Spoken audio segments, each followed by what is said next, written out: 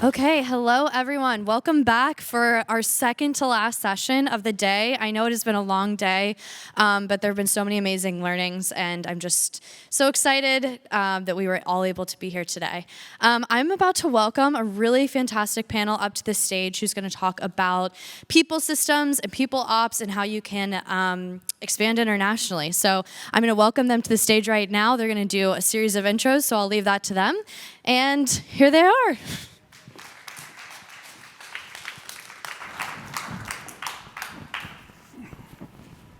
All right. Hello, everyone. Welcome. Thank you so much for being here. It has been quite a day, lots of incredible sessions so far.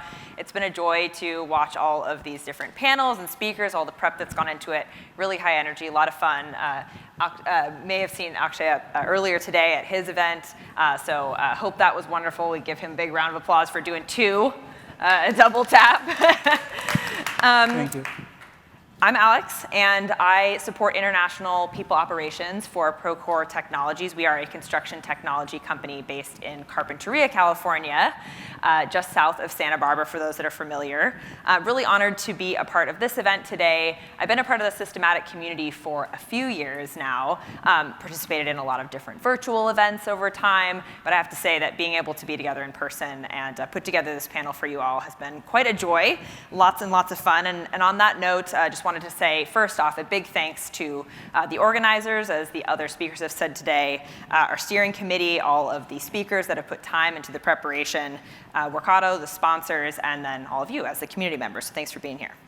I also think it's very cool that people systems and operations has a relevance at a conference like this with business technology. I am super, super proud of that, as I know are all of the panelists.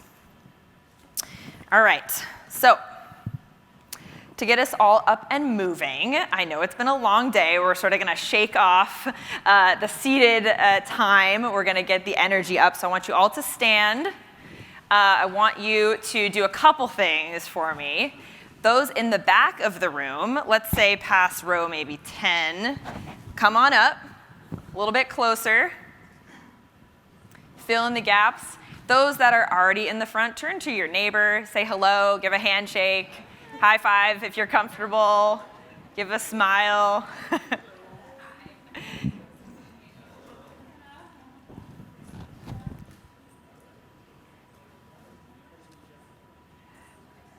Awesome. All right, and now in the spirit of the panel, what I would like you to do is stay standing if your company currently operates outside of the US. All right, stay standing if your company operates in more than one country outside the US. Stay standing if you're in more than 5. Stay standing if you're in more than 10. All right, y'all can sit. So as we can see, there is a decent amount of literacy in this topic already. We have a lot of folks that have already gone global, or maybe some of you that sat down early or in earlier stages are interested in just learning a little bit more about that. So we're going to speak to that from a people operations perspective today. So now that you all know each other a little bit better, you're a little closer to us, which we love, we're going to do some panel introductions. We're going to do a rapid fire get to know you. So you've all been prompted with some questions. I hope you're ready for them. The first one's super easy. Just tell us your name, your company, how many countries you currently operate in, your role and how you got there. We'll start with you, Corrine, and we'll go down the line. All right. Hey, everybody. My name's Corrine Smith. I'm the head of people at Blockdaemon. We are a blockchain infrastructure company, and we currently operate in over 20 countries worldwide.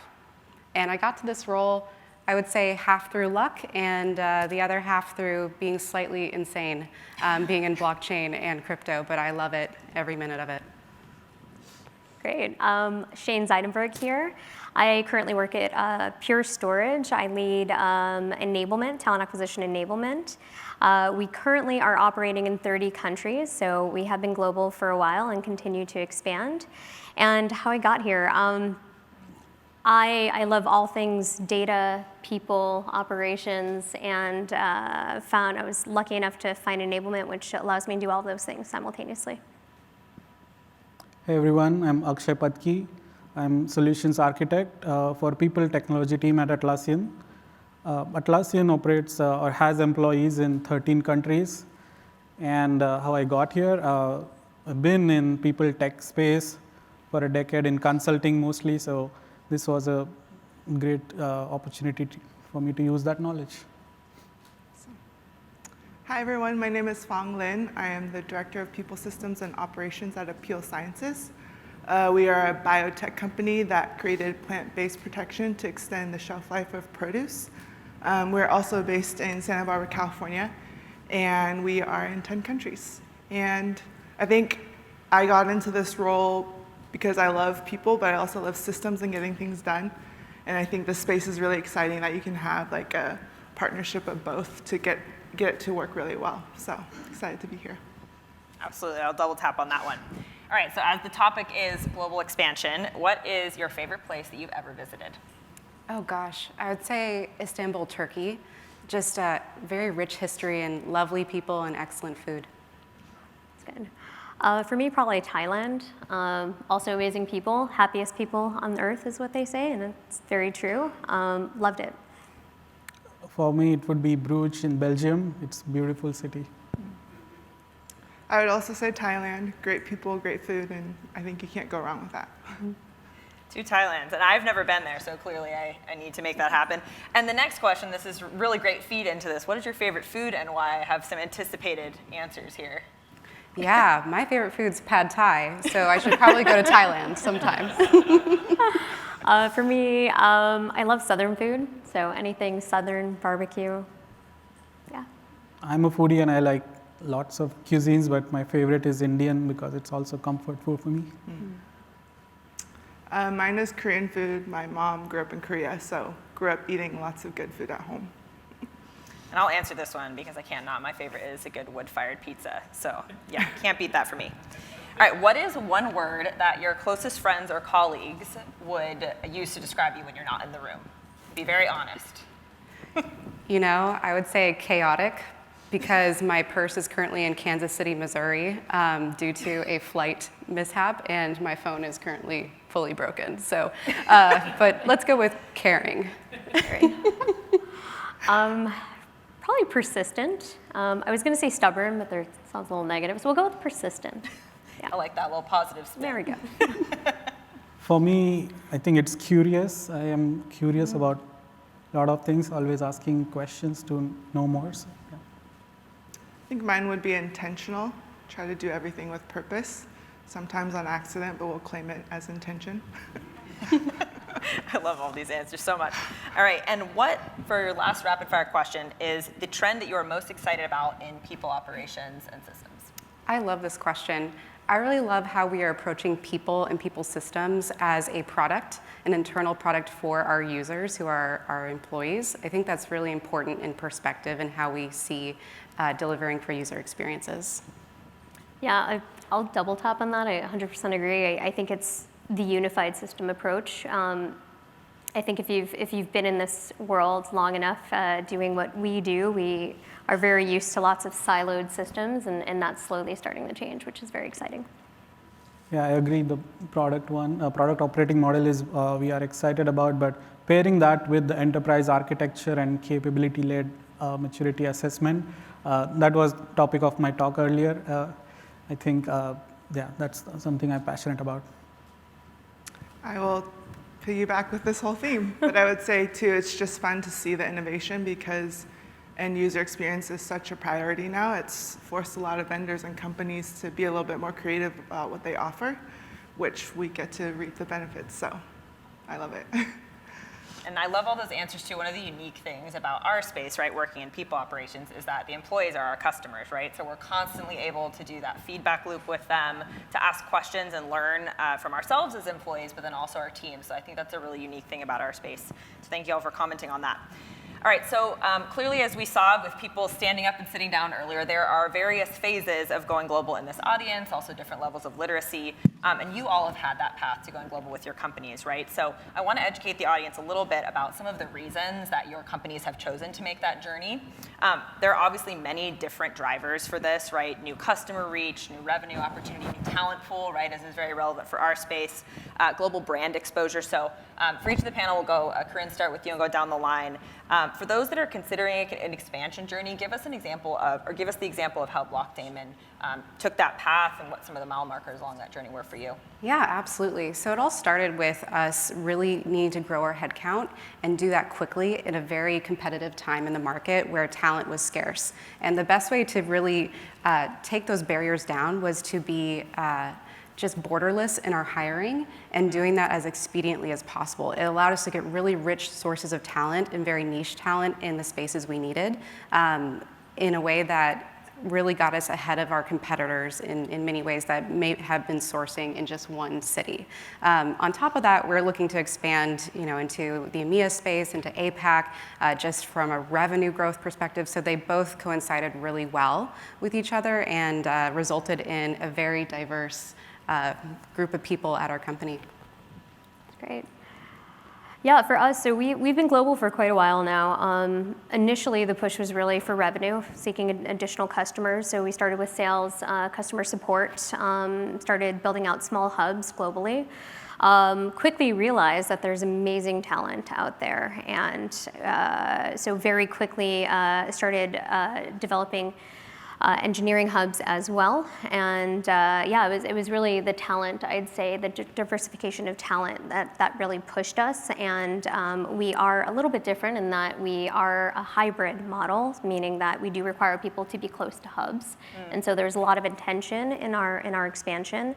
But yeah, we're growing like crazy and love diverse talent that we're finding. Amazing. Atlassian is one of the large technology companies. It's been there for 20 years, and in those 20 years, it organically grew and operated in 12 countries, like employees in 12 countries. Pandemic changed the game, and our founders announced Team Anywhere as our strategy.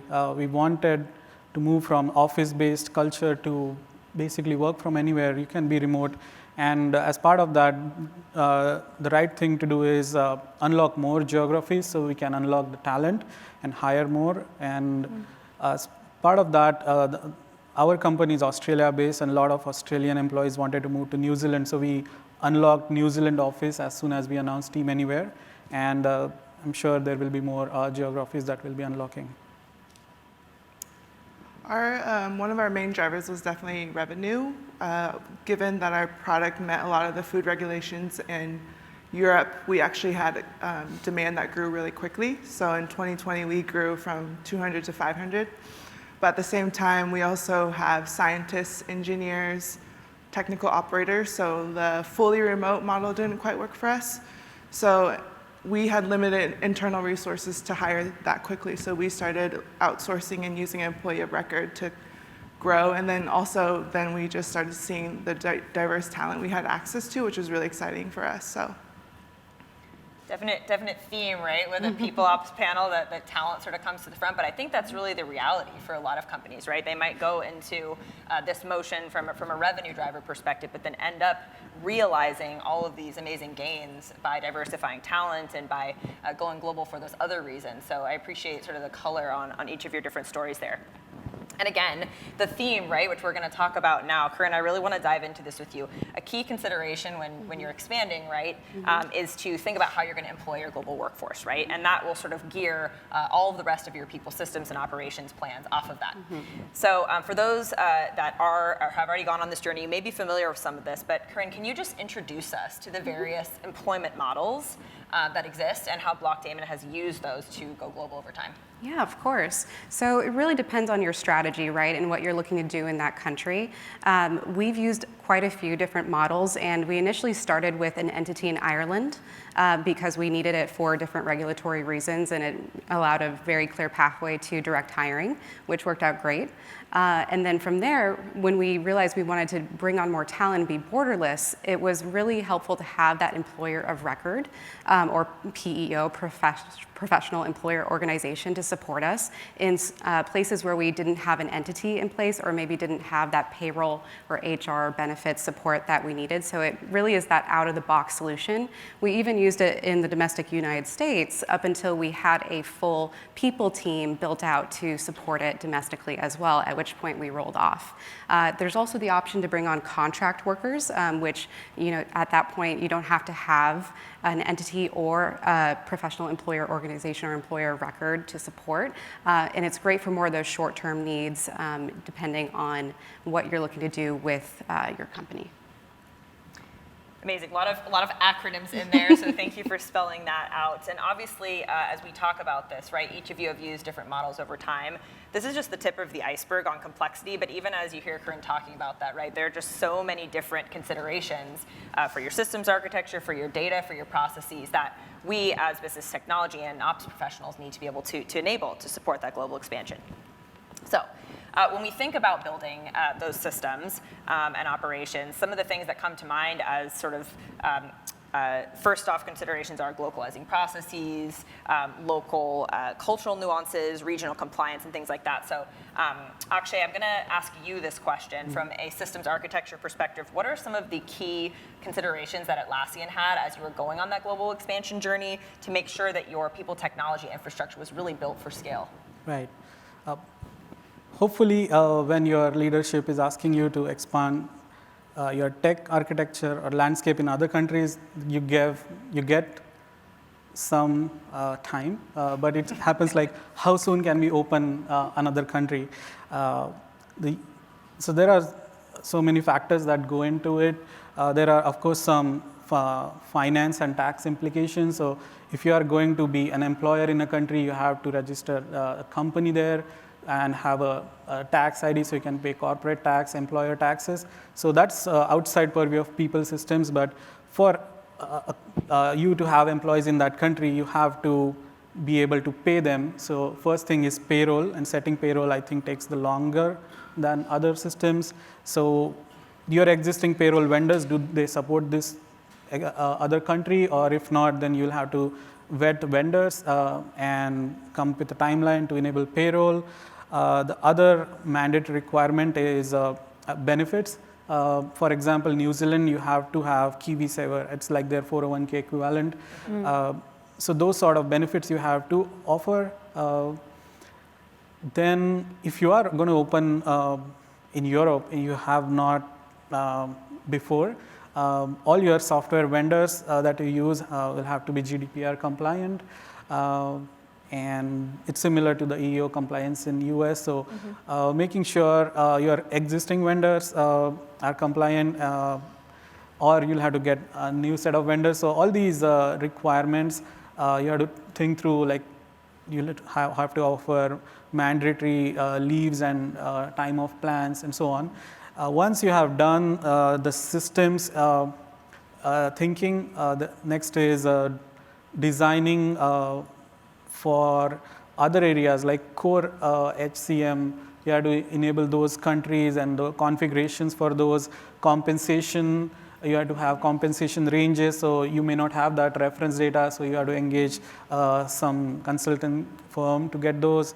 And that's a lot, so I'll stop there. There are a long list of things you have to think about. So once we did this exercise, we basically built a run book. So going forward, we can just refer to that and expedite that. Yeah, like it's just the tip of the iceberg, right? So there's the rest of the iceberg, and then probably a lot more. Fong, can you elaborate on that from Apeel's journey? Any other key considerations that you all had in mind when you were expanding?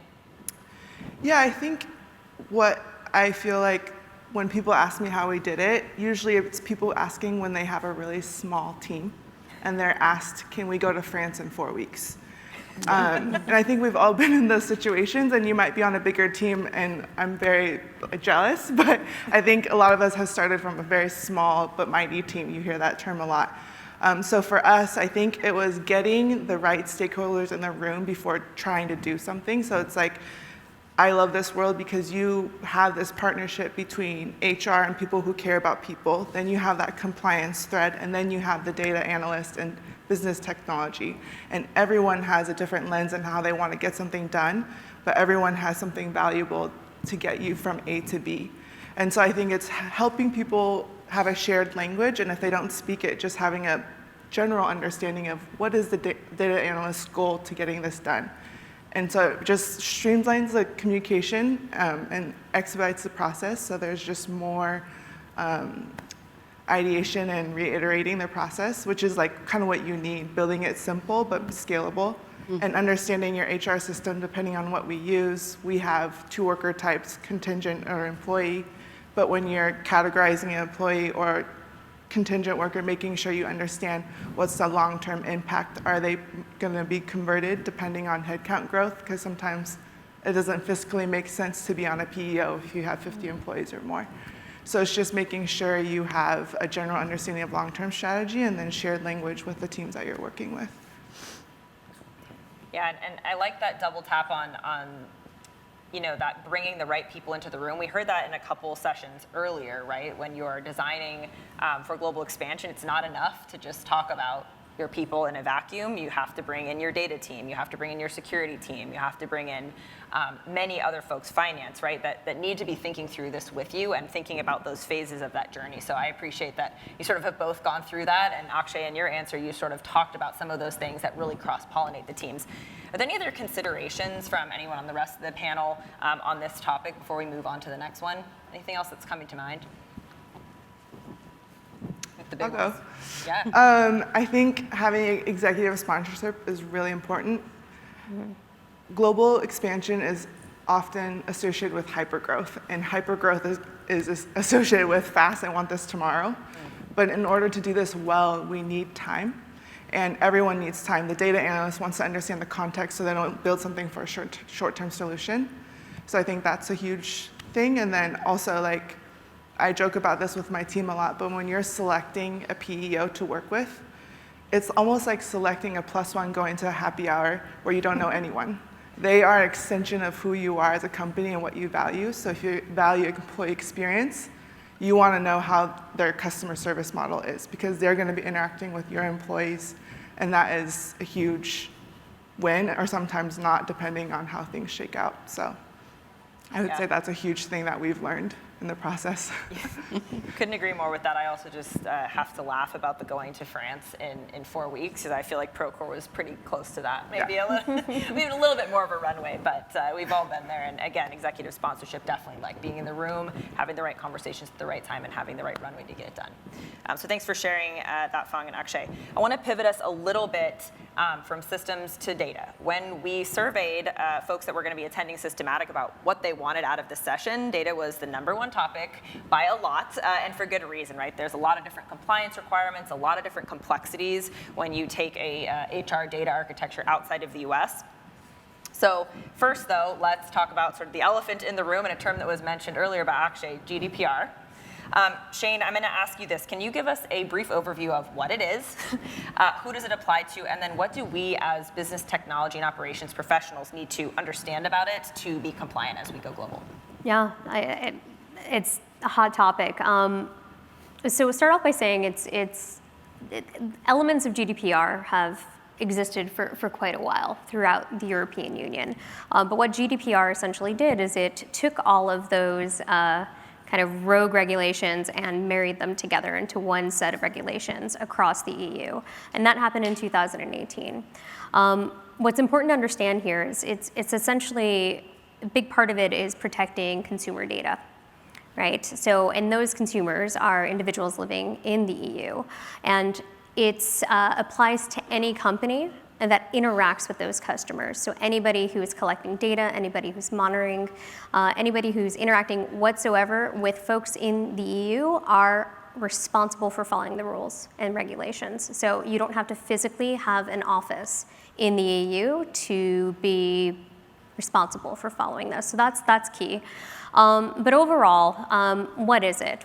There are some high-level themes, but essentially what it is it's giving power back to the consumer about their data, right? So when you are collecting data, you have to inform the consumer, let them know exactly what you're collecting, why you are collecting it, how it's going to be used and shared, how long you plan on storing the data, how it will be stored. There's a lot in there around ensuring that the data is up to date. So it has to be up to date, and you can only collect what you need. So if you are attempting to, I don't know, understand consumer behavior on your website, you can't collect anything above and beyond what that particular purpose is. And if you do, you can get in a lot of trouble. In addition to all of that, there are so many complex rules and regulations that, to answer your question, Alex, like what my biggest recommendation is essentially having a data controller. So having somebody who's very, very, very familiar with all the rules and regulations at each of your companies to ensure that you are compliant, to audit frequently, to ensure that you give all of your consumers the opportunity to opt out, to scrub the data, and ensure that not only your data warehouses are scrubbed of that data when that request comes in, but all of your archives as well. So it is very, very complex and is critical, absolutely critical, that you have somebody, hopefully in-house, if not out-house, that you outsource it and you have a data controller. Awesome. Yeah, I know that's top of mind for a lot of folks, and it's only one of many frameworks, right, or many different things that folks must comply with outside of the U.S., right? And as Fong mentioned earlier, a lot of us are doing this journey with small but mighty teams, right? So we don't always have the luxury of a data controller or someone that can really monitor that and bring that outside excellence. That is definitely something that I agree with and is very, very helpful to have. But in the spirit of thinking about building this from the ground up and with smaller teams, Akshay, can you sort of orient us to some of the considerations that teams can put in place early to make sure that by the time they get to that point, right, they're building out their people systems and data infrastructure, by the time that they're global, they have the back end in place to allow them to comply with those frameworks? Right. Luckily, if you already have presence in few countries and expanding beyond that, your data architecture shouldn't change by a lot because you already have a system, core HR system in place, you have your recruiting system, payroll, benefits, and then if you have a data warehouse or data lake in place, your data is already flowing and the reporting dashboard is built on top of that. So addition of another country or two, it should just work fine. There are some nuances that let's talk about that. So the country-specific requirements. So if you are going to open office in Thailand and they require you to capture military service, so that's something you have to configure, capture, and then send that to your data warehouse so you can report on that. We talked about GDPR compliance. GDPR requires you to enable your employees or candidates to request for right to be forgotten. So they should be able to request, hey, erase my record, and you should have that ability to do it for all your systems. So if you are implementing new systems to support these newer countries in Europe especially, make sure those are GDPR compliant, work with your compliance team on that. And you are going to set up new processes, new tools, so those integrations you have to put in place, and Workato could be of great help to do those quickly, automate, and what else? Data. I think that's pretty much it. Those are the main ones. Awesome. A lot of complexity there. I'm sure there may be some questions specifically on the data piece at the end here.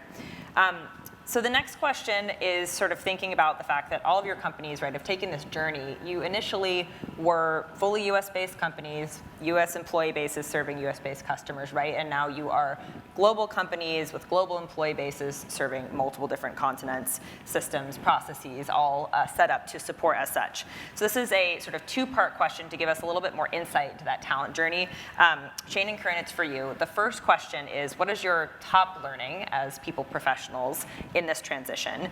And then now that you're on the other side of it and you are global companies, what sort of competencies are you looking for as you are recruiting new talent to your businesses, to your global businesses, that help you be globally successful? Corrine, we'll start with you and then go to Shain. Yeah, it's such a good question. I would say my top learning is starting with the user experience and end experience first, and thinking through what do I want this person to think, feel, and do, and what does that look like in the context of our broader organization?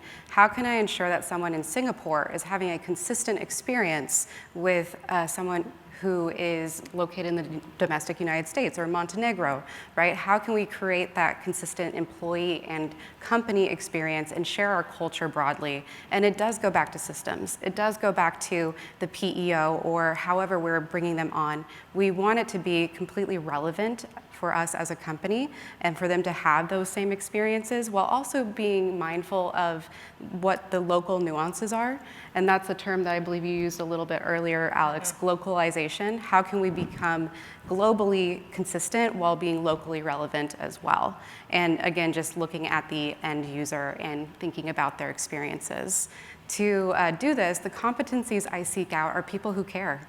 Really, people who think about other people in that context and can think about how can I ensure this individual is having the best experience possible internally at our company and having a high quality experience no matter where in the world that they are. That's a great answer, yeah. Yeah, I know we're beating a dead horse a little bit, but PEO for sure. I've been in companies that we've tried to expand and create a local entity prior to moving into the country, and just turned into an administrative nightmare. So I highly recommend leveraging outsourcing, at least initially when you're first entering a new company. But another big learning for me was really ensuring that you think a few steps ahead as well. So when you are selecting your PEO, obviously the cultural piece, really important. I know we touched on that a little bit. But in addition to that, try to select a PEO that you know is working in countries that maybe you're not in yet, but plan to be in the next 2 to 3 years, right? Because it's very difficult to onboard, and once again, we want a consistent experience for our employees, and so that's a top learning for me. And as far as what we look for, I would say for HR, also finance and legal. Honestly, it's having folks embedded in the country that have on-the-ground experience. That's key. And I know there's a big push to relocate folks. So if you're thinking about the EU, it's pretty easy to relocate folks often.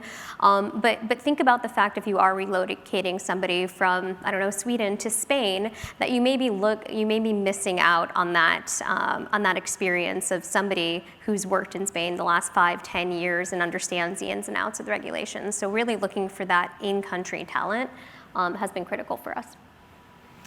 One of the things that, and great answers on both parts, one of the things, Corrine, that I just want to double tap on is something you said, right? And back to this sort of productization of HR systems, right? We're really talking about that employee journey, and I love the idea of thinking sort of globally consistently, but locally relevant. That is so hard to do, right? Most of our systems force fit us into one single process and then ask us to sort of customize the journey along the way, and that's very difficult, right? You have to spend a lot of time understanding cultures and norms and things that matter. It's not just operating off the default. So I commend anyone that is really putting the time into that. It's a lot of human hours to understand and to make things relevant. So I think that's really cool. Anything else to add on this topic, or Akshay, Fong, anything else that you two are looking for when you're hiring global talent?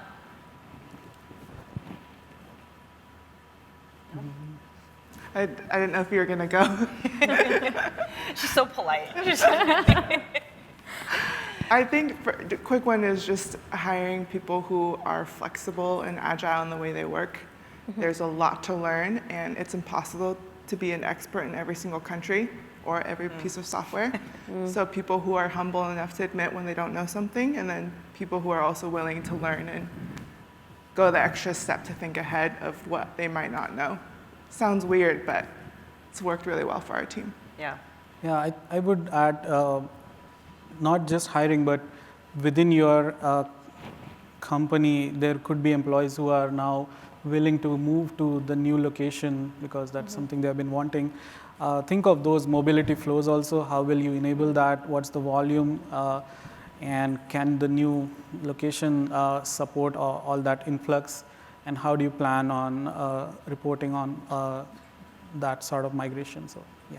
Yeah, I love that. I love that. And that internal skills marketplace is also something that is really relevant for Procore right now, especially we're at about 3,500 employees. We have employees that have either lived, worked, or are natively from another country, right? And so if you sort of get a pulse on where your employees are and ask them to help you build your systems and processes, or ask you to make something that you have in place more relevant to maybe their background or a place that they've spent time, that's a really great way to go from A to Z a lot quicker, leveraging that internal talent.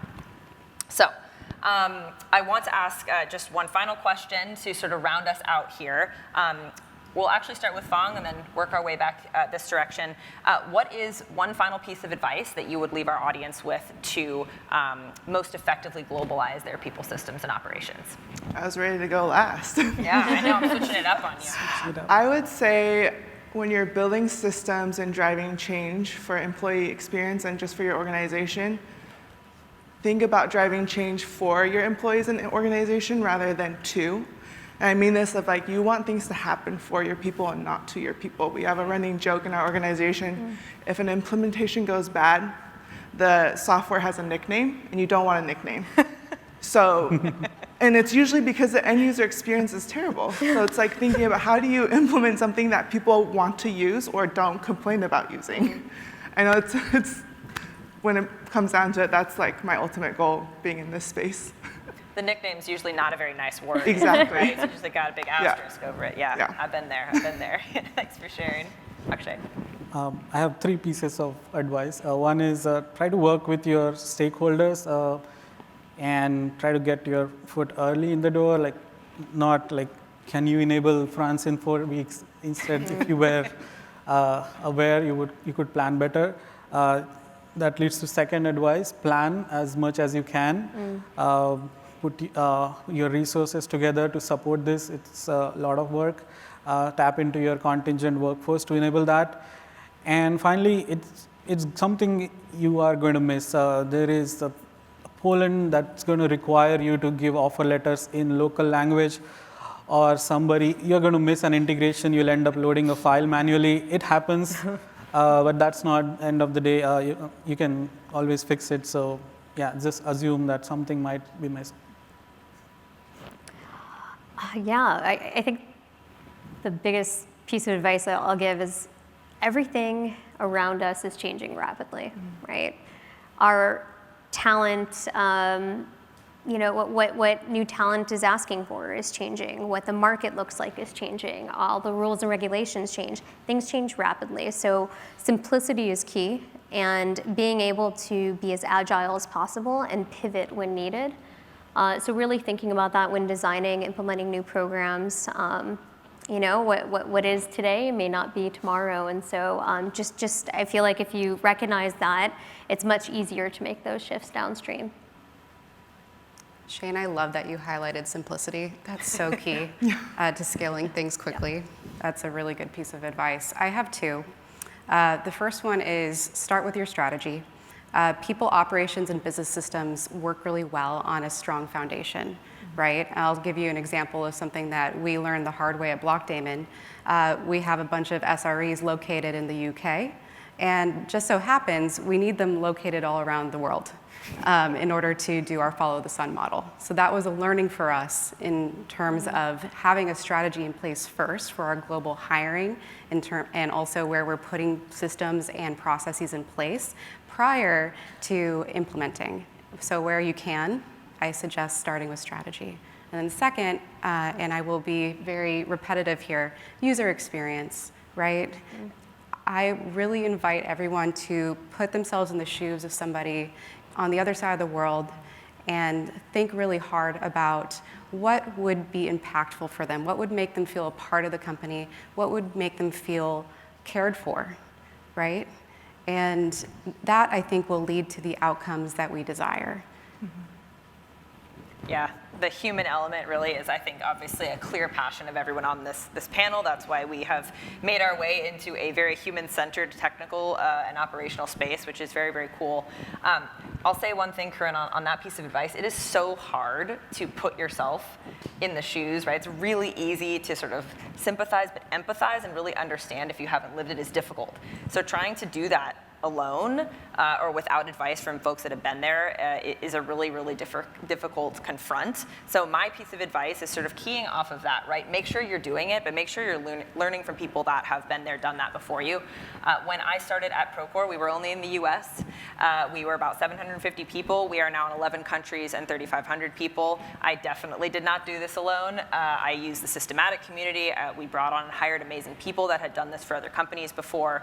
So really look to those around served you. All of these folks have been really good thought partners for me along this journey as well, and others at the company. So leverage your network, be a part of things like this. Come talk to us afterwards at happy hour if you're going on this journey and want to nerd out with us on any of this people ops system stuff or global expansion. We're happy to talk through it. So that's my advice, is don't go it alone. And we've come to the end of our formal time. We will take some questions. Before we do that, I just want to say a big thank you once again for being here, for taking the time to invest in yourselves, for making a day out of this, being in this amazing city with us. And please, again, find us at happy hour, connect with us on LinkedIn. We'd all be happy to chat through this as well. So thanks so much. Thank you.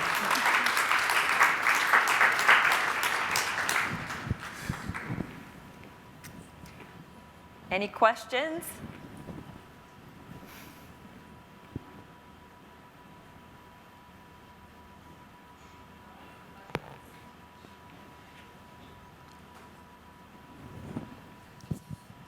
Strategies around global holidays across your employee population. Yeah, I can take this one. Sure. Take a look at the bank holidays. Start there. What is regulatory required bank holidays? And then look at the cultural holidays. What are meaningful? What should be celebrated? And what should be highlighted locally? And also ask your team members in those regions, what are important dates for you? The date someone may celebrate a winter holiday may be 3 weeks or 4 weeks different than what the domestic United States celebrates for a winter holiday. And to keep those things in mind when planning for contingency or for coverage. And again, just soliciting that feedback and asking is really a great way to get to know that local region and the customs and cultures that we want to honor. And I'll add one other thing here. I think one thing that's really tempting is to, again, try to make everybody very uniform here. Everybody gets exactly the same number of days. You try to mirror holidays in different countries. It just doesn't work like that, right? So again, that sort of global approach of what is equitable, not equal, but equitable, and then what is locally relevant, to Corrine's point, I think is really going to serve you well in your strategy there. I would also say make sure your data analysts and HR analysts are in the loop, so they're not getting requests at 12 a.m. to log in a holiday so people can select it. That has happened one too Yes. many times to us. I'm with you there. Any other questions or thoughts?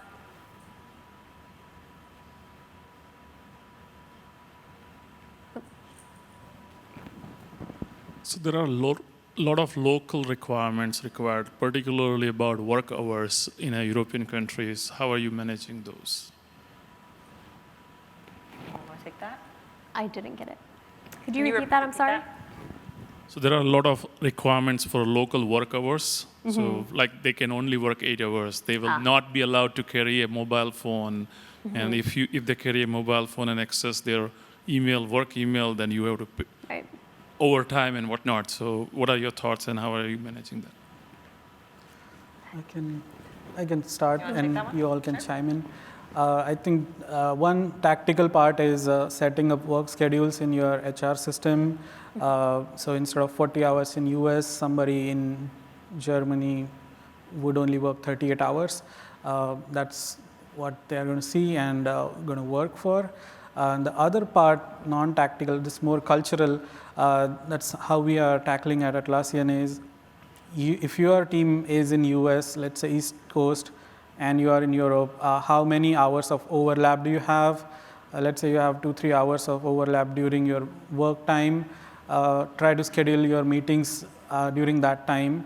And our company prioritizes work-life balance. We don't expect you to read Slack, and I think that's something has to come through the leadership messages and change management. I'll add on to that. I think what I find to be critical and typically where the most tension occurs is simply managers who aren't aware necessarily of local customs. And so I would say the enablement and training of those managers that are managing regional groups is critical, because it's oftentimes somebody who just didn't know it wasn't okay to text somebody after hours, right? So training and ensuring that that everyone assumes positive intent at all times. It's been helpful.